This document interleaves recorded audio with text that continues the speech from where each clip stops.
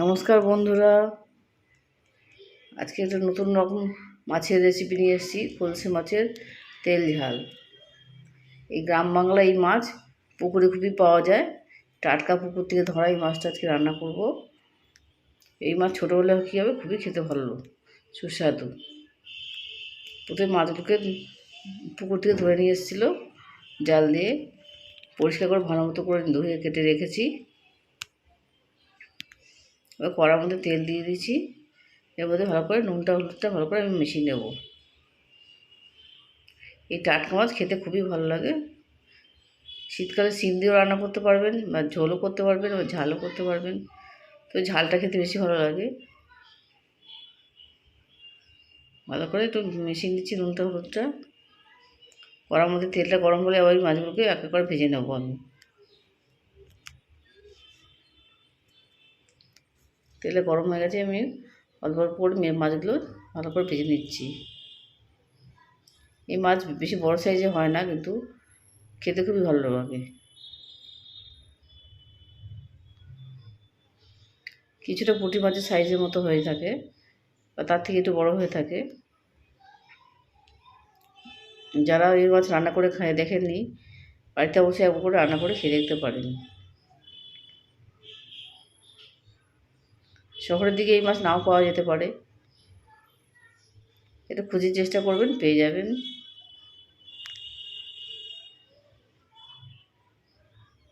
অল্প অল্প করে সমস্ত মাছ আমি ভেজে নিচ্ছি। পেঁয়াজ দিয়ে আমি মাছটাকে রান্না করব। শীতকালে হলে আপনি টমেটো দিয়ে, ধনেপাতা দিয়ে রান্না করতে পারবেন।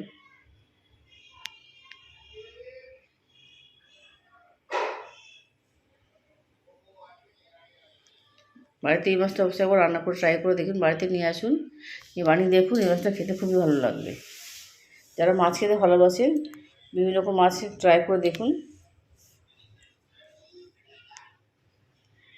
এই টাটকা মাছটা খেতে খুবই ভালো। গরম ভাত দিয়ে পরিবেশন করবেন, সবাই আনন্দ সহকারে খেয়ে থাকবে।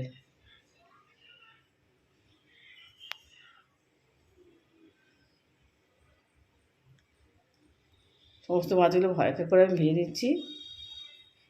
একবারে সমস্ত মাছগুলো ভাজা যাবে না।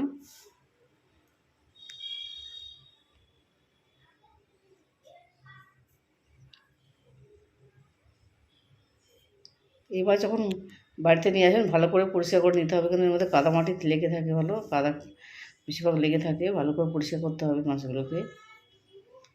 আমি পেঁয়াজ কুচি নিয়েছি, পেঁয়াজটা ওই তেলের মধ্যে, মাছ ভাজার তেলের মধ্যে আমি দিয়ে দিলাম।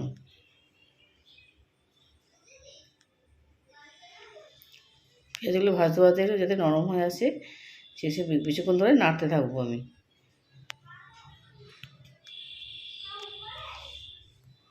মাছটা একটু নরম, পেঁয়াজটা একটু নরম হয়ে গেলে আমি অল্প একটু টমেটো দিয়ে দিলাম।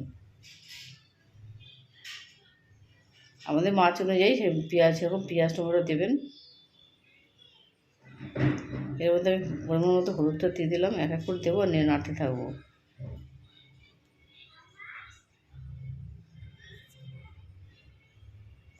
আমাদের লঙ্কা গুঁড়ো দিয়ে দিলাম। আমরা যদি কাঁচা লঙ্কা খান, কাঁচা লঙ্কা ছিঁড়ে দিতে পারেন, বা পেস্ট করেও দিতে পারেন।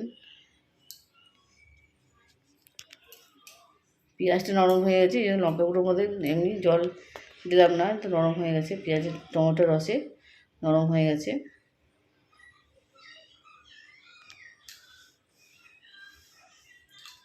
এবার বেশ কিছুটা কষিয়ে নিচ্ছি আমি। এর মধ্যে একটু পরিমাণ মতো নুনটা দিয়ে দিলাম। এই টাটকা মাছে বেশি মশলা দেওয়ার প্রয়োজন হয় না। আপনি যদি বাড়িতে রান্না করুন, ঘরোয়াভাবে রান্না করুন, বেশি মশলা দেওয়ার পরিমাণ, রেগুলার যারা খান, বেশি মশলা দেওয়ার প্রয়োজন হয় না। এইভাবে রান্না করে দেখুন, খেতেও যেমন সুস্বাদু, তেল মশলা কমও লাগলো। কষানো হয়ে গেলে আমি জল দিয়ে দিলাম। আপনারা লাইক সাবস্ক্রাইব করতে ভুলবেন না। যে ঝোলটা ফুটে উঠেছে, আমি মাছটা দিয়ে দিলাম।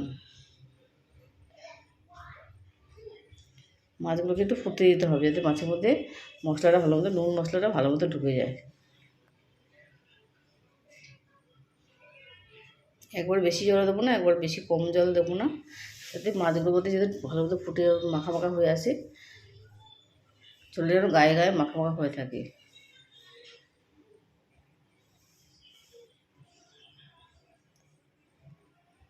প্রায় শুকিয়ে এসছে।